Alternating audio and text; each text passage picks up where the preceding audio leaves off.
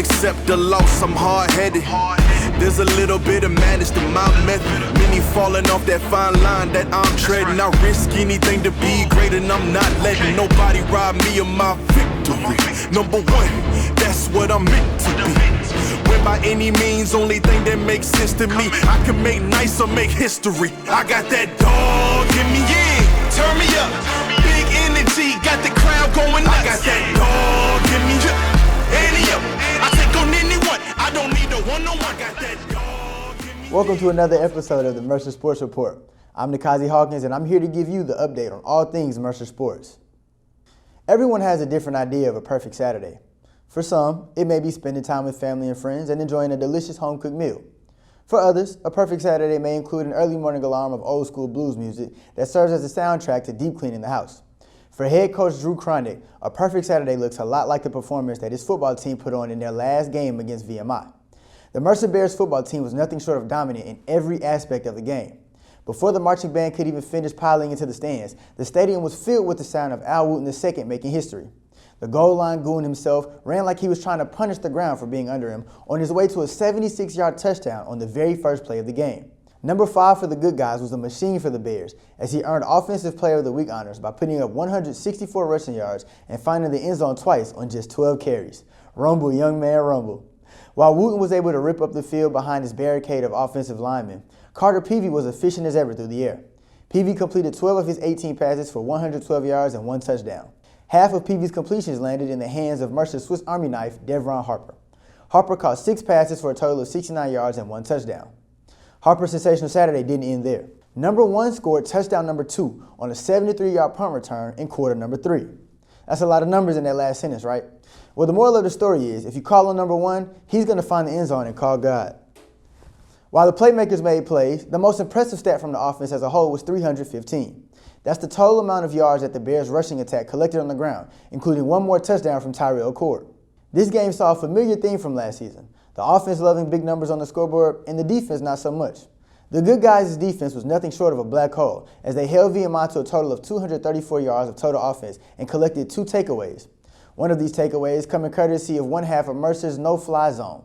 Perennial all-conference safety Lance Wise Jr. was responsible for a couple of stadium rocket hits and an interception.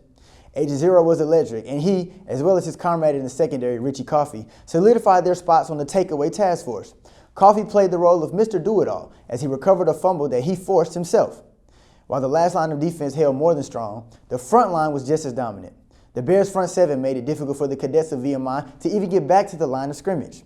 The Bears totaled 3 sacks and 7 tackles for loss. Ken Stanley was outstanding as he led the team in total tackles with 9, including 2.5 tackles for loss. Isaiah Washburn, Jordan Swain, Ken Stanley, and Braden Manley were all responsible for the sacks recorded by the Bears. Coach Kronick and the Bears will look to carry their momentum from their first conference win into Johnson City as they travel to face East Tennessee State on Saturday, October 7th at 3:30 p.m. To keep up with the Bears on the gridiron, follow @Mercer Football on Instagram and Twitter. The Lady Bears volleyball team traveled to face Western Carolina this past Saturday.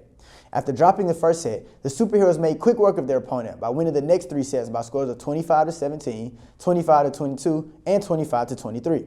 This victory was led by a career-high 20 kills from none other than Kylie Quigley. Quigley was also responsible for recording an ace, along with Skylar Bumpers and Kiera McCarless. Abby Hervilla was the team leader in digs with 23. Skylar Bumpers led the Lady Bears with 5 blocks, and Kiera McCarless and Jessica Dunn were the team leaders in assists with 25 and 22 respectively. The Lady Bears will look to bounce back from their loss to the Citadel on Friday, October 6th against East Tennessee State here at Hawkins Arena. The Lady Bears will be active again on Saturday, October 7th against Furman here at home. Both of these games will take place at 6 p.m. and will be available for streaming on ESPN+. To keep up with the Lady Bears volleyball team, follow @Mercer Volleyball on Instagram. Heading over to the soccer pitch, the Lady Bears soccer team had a perfect week in conference play. On Thursday, Wofford came to Bet Stadium and left with a 3-1 loss thanks to some high-powered offense from the Lady Bears. Kendall Cook scored the first goal of the game in the 34th minute thanks to an assist from Sierra Whiteley and Anna Bachman. 15 minutes later, Jada Mormon found the back of the net for her 10th goal of the year after being set up by Lena Dykes. Just 4 minutes later, Jada Mormon played the role of assist woman as she set up Larkin Thomason for her 9th goal of the year and the 3rd of the game for the Lady Bears. Just 4 minutes later, Jada Mormon played the role of assist woman as she set up Larkin Thomason for her 9th goal of the year and the 3rd of the game for the Lady Bears. The Lady Bears carried the momentum from that victory into their next contest against East Tennessee State. After an entire half in which neither team was able to find the back of the net, Keelan Price scored the game-winning goal for the Bears in the 57th minute of play off of an assist from Jada Mormon.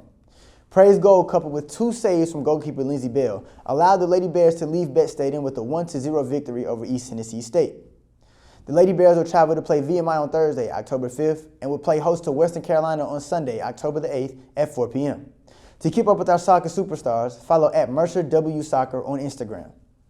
The men's soccer team here picked up a huge conference win against VMI on Saturday. Barzi Blama wasted no time setting the tone as he scored the first goal of the game in just 11 minutes.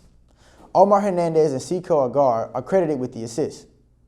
In the 24th minute of action, Nick Wanzer used an assist from Carlos Santamaria to net his first goal of the year and give the Bears a 2-0 lead. Not even 5 minutes later, the 28th minute of play saw William Pandesa and Carlos Santamaria assist Angel Gonzalez in scoring his first goal of the year and giving the good guys a 3-0 lead going into halftime. 6 minutes into the second half, Barzi Blama netted his second goal of the contest thanks to an assist by Ihai Emuwu and Trevor McMullen.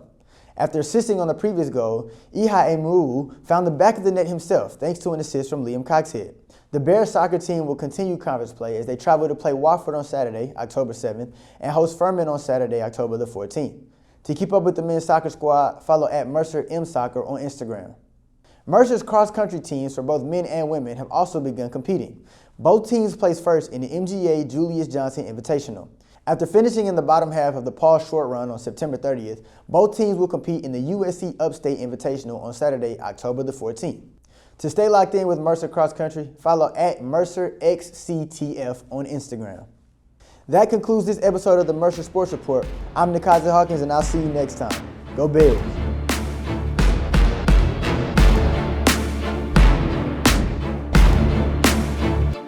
I got that dog in me, yeah.